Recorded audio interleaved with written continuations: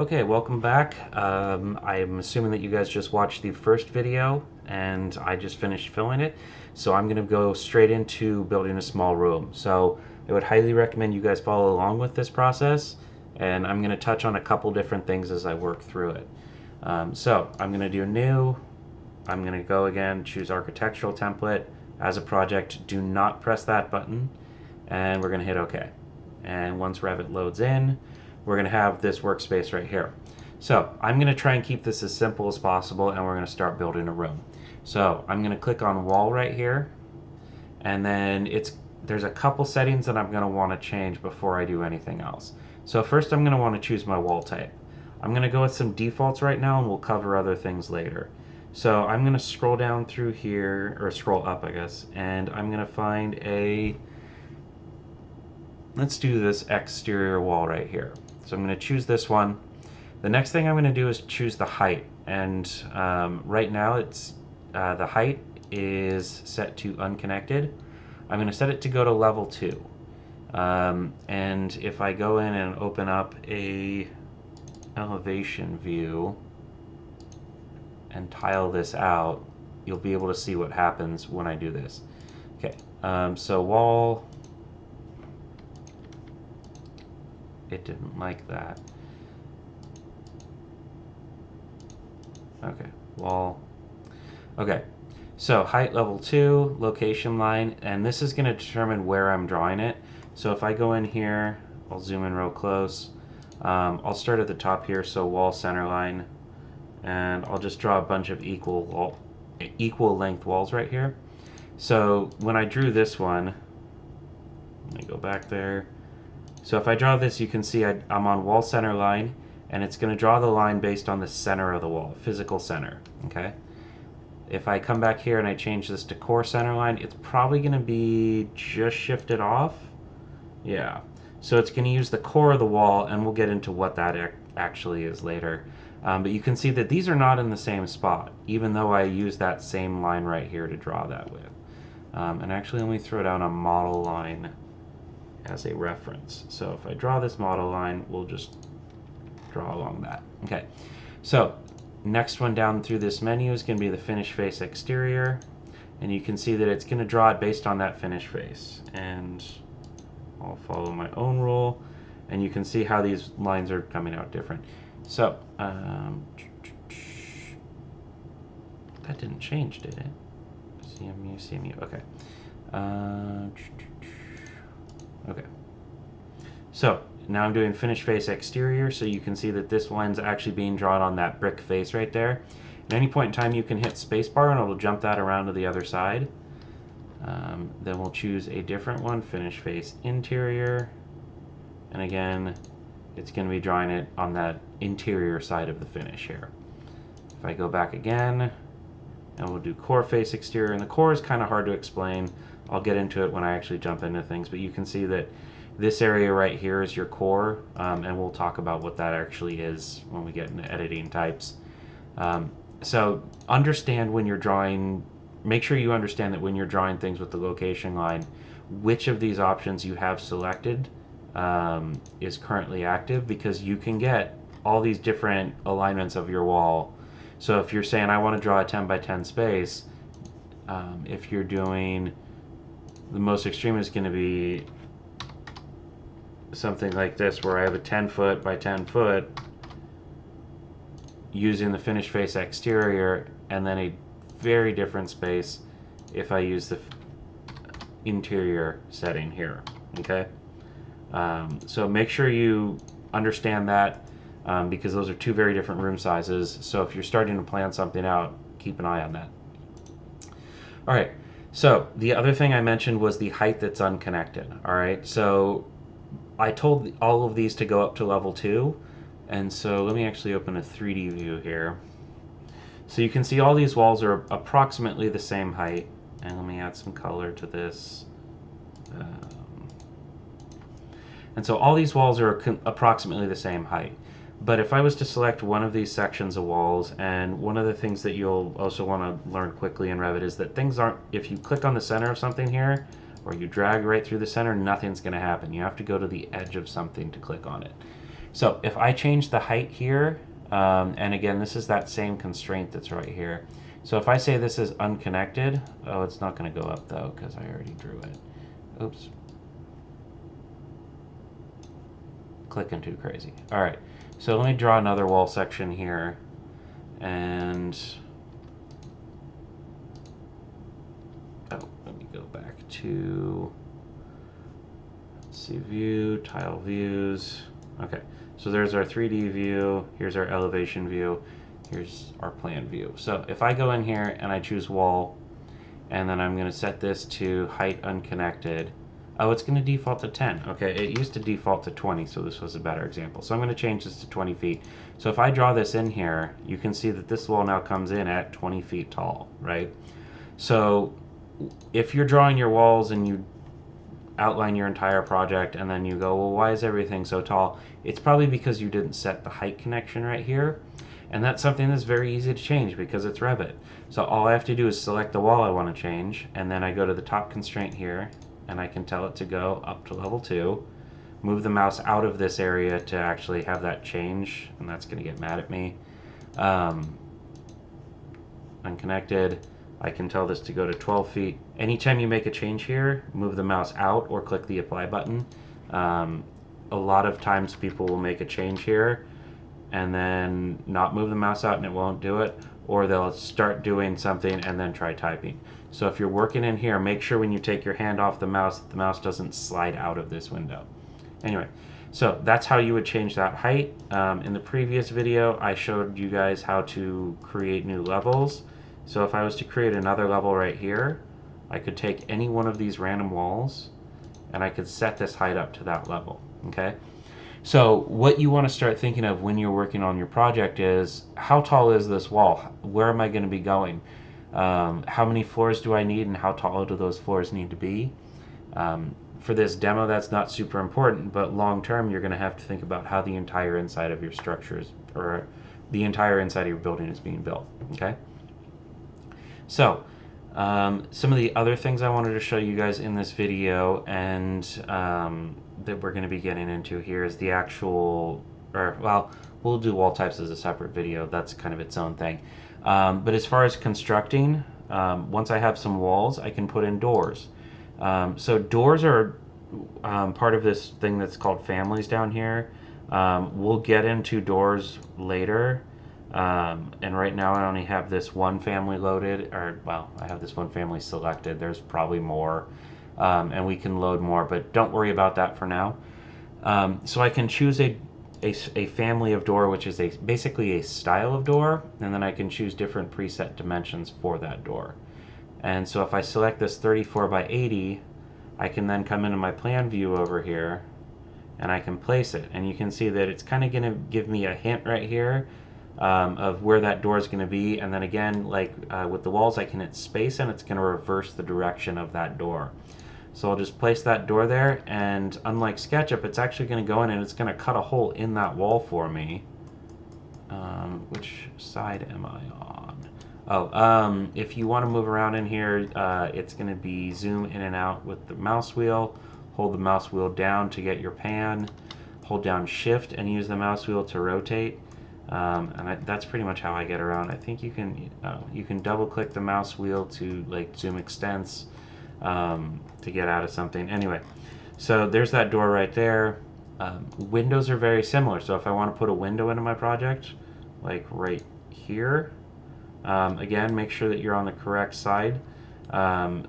When you're placing windows, it's going to use the location of your mouse cursor based on the center of that wall. So you can see that this is actually changing how that's drawn. And then the little measurement doohickey thing changes too. So when you're placing windows, this little blue area with the measurement should usually be on the inside, or that's what that indicates, is that's the inside. So if I place this, it's now there, the window's right there, and it's all happy. If you need to reverse it, you can hit spacebar and it'll automatically reverse it.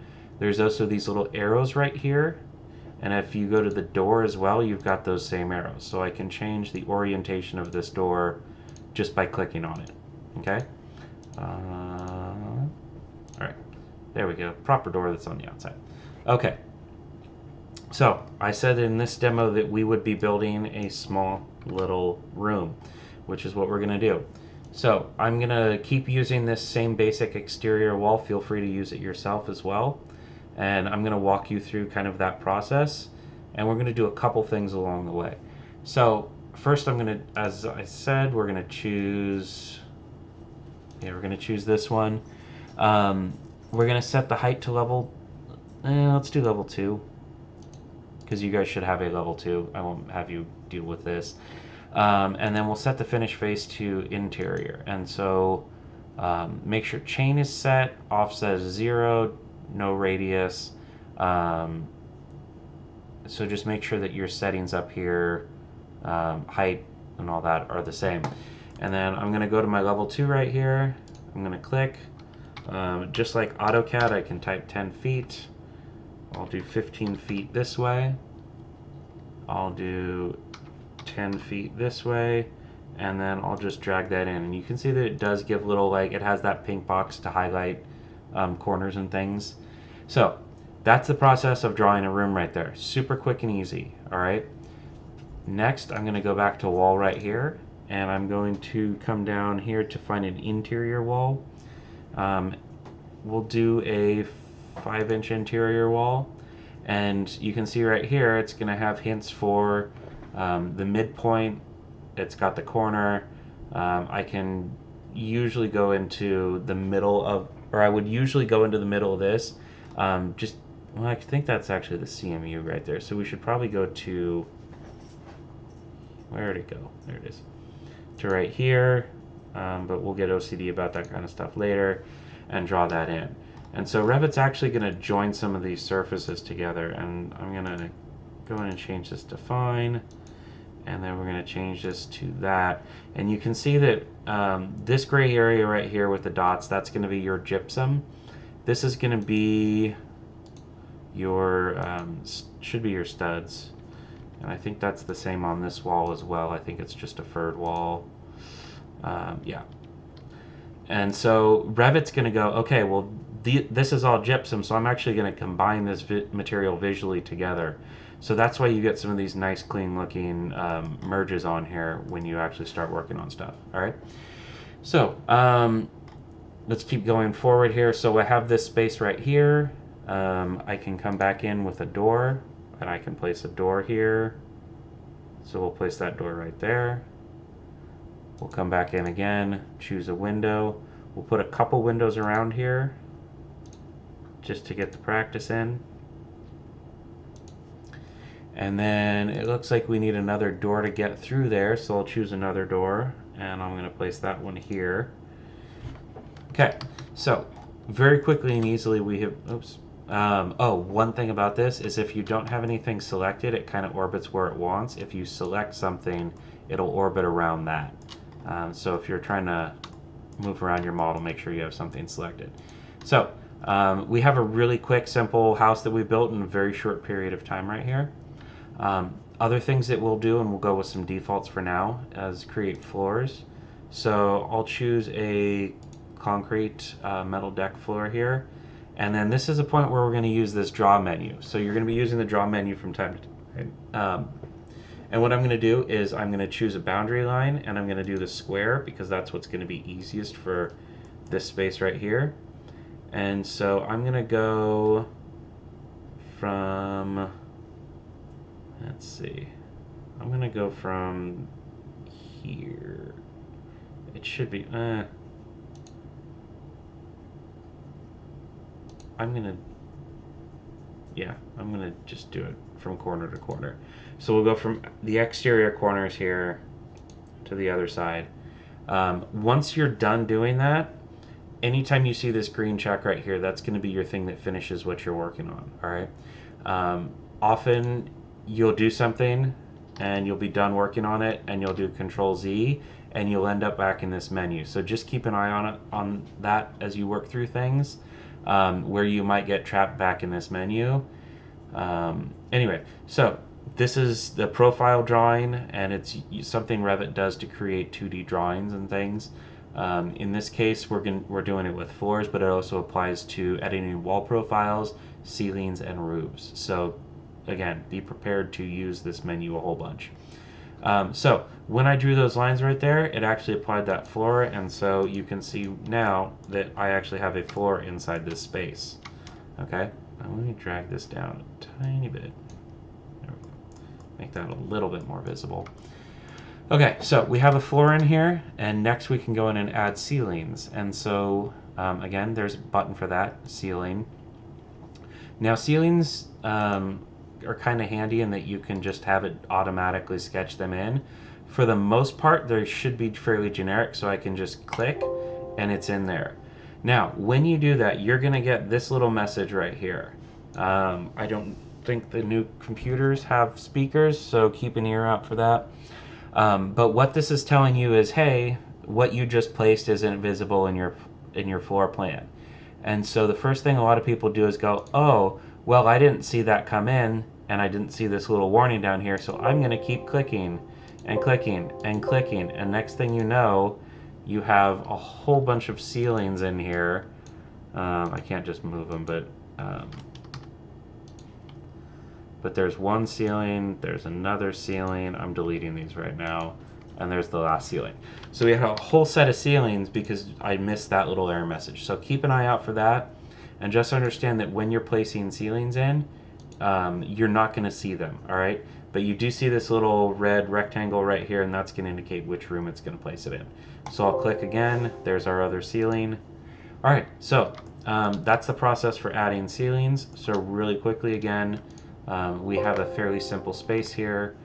And then roofs are kind of similar too. So hold on, I shouldn't have clicked that yet. So no, I don't want to do this right now. Okay, so I'm gonna start here on my, I'm actually gonna come up to level 2. And Revit's handy in that it's gonna show me some basic, like a light outline drawing of what's on my ground floor here. So let's do something a little bit different here. We're gonna go in and we will have a, let's see, we'll do brick on metal stud. I think that's a little bit narrower here. So I want to show off just the different drawing styles. So we have this, and I want to get a finished face exterior. So I'm going to draw this outline here on the second floor, and you can see that it's actually going up to level 3, which is a bit taller than we want it to. So I can come down to my elevation view here, do a right to left select. That'll get all of the things up here. And so again, my base constraint is still level 2, but my top constraint is up to level 3, and I don't want to do that. So I'm going to set it to unconnected, and I'm going to set it to 2 feet tall. Oops. See, I did it. I slid out of that menu before. Okay, so we'll reselect it, and then we'll do 2 feet tall. And so when I move out of here, it'll shrink those walls on that floor down so that they're a reasonable height. Okay? Then I'm going to come back in here to level 2. I'm going to create another floor just so that we have... Actually, no, I was going to do a roof. So let's stop doing that. So we'll create a roof. And a roof is same process as doing the floor. So I can draw that over here. And we'll fully get into this later. I probably should just stop at this point, but I'm going to keep going. So let's see, don't attach, and base offset. I'm just more showing you guys some of the settings that you can work with here within Revit. So very quickly, we've built a small, reasonably sized house, or at least a 2-room shack. We have 2 levels here, and we have our elevations here. So let's just kind of keep going, and I want to show you guys kind of what you can do with Revit as this in this demo before we kind of get into everything else. So you know that we already have our elevations here. So I've got east, I've got north, I've got south, and I've got west. So we've got all our elevations down here. But then we can also do interior elevations. So I'm going to go to the wrong menu, And then I'll go to the right menu. Where'd it go?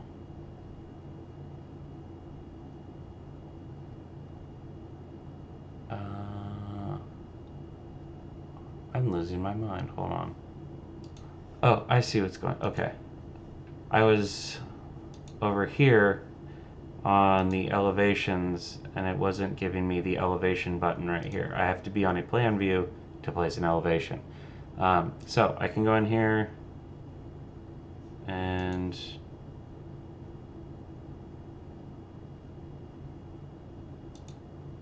why is it not showing it? Oh, because I have this crazy scale going on here. Okay, let's do 1/4 inch. That should be good. Okay, so I just play. So let me actually do that again, so you can. Oops, go away. Yep. Yep. Okay. So now that it's visible, it'll be easier to see what I'm doing.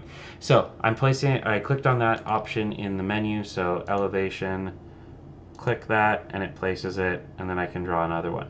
Now, as I place these, notice that the elevations menu right here, or the elevations section in this menu, is actually going to get another elevation right there. Okay.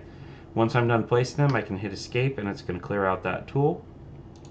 And then I can click on this, and as I click around here, you can see that it keeps adding new elevations to this menu. All right. Not only does it keep adding those elevations, but it's going to basically generate them for me.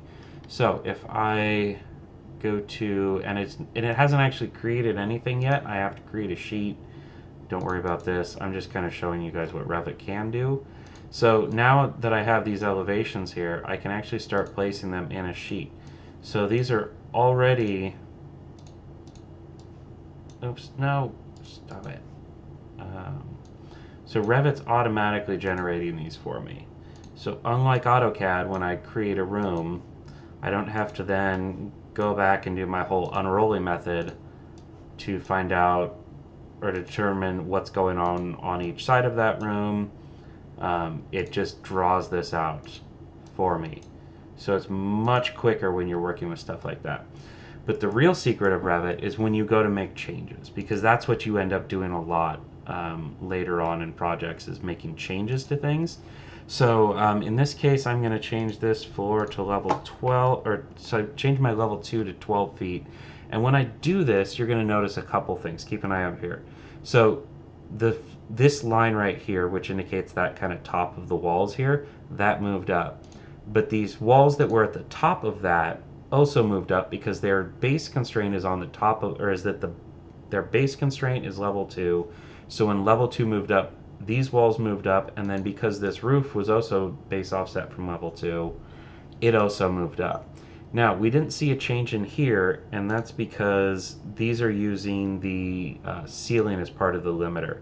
So if I actually change this, oh, not that drawing, this one, we change this to wireframe, and I go in here, and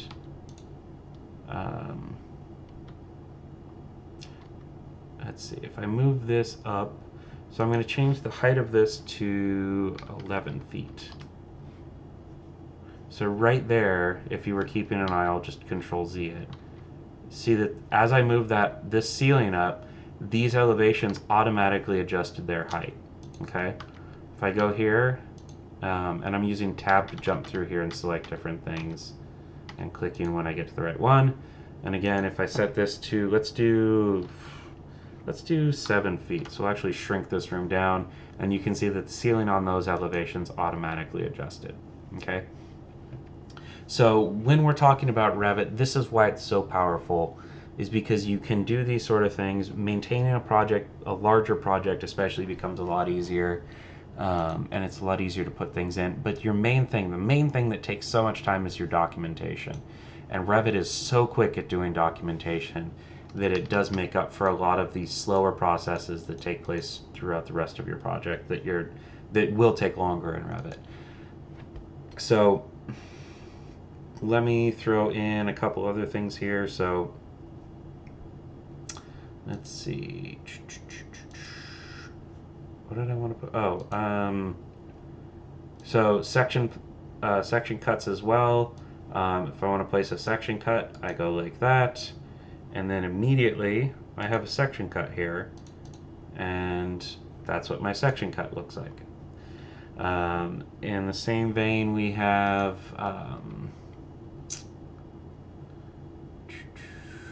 let's see, what else do we have? Well, we have 3D views. We can do perspectives, so it's basically like throwing a camera in um, SketchUp. So you just place it, drag it out, click, and now I have a perspective of my structure.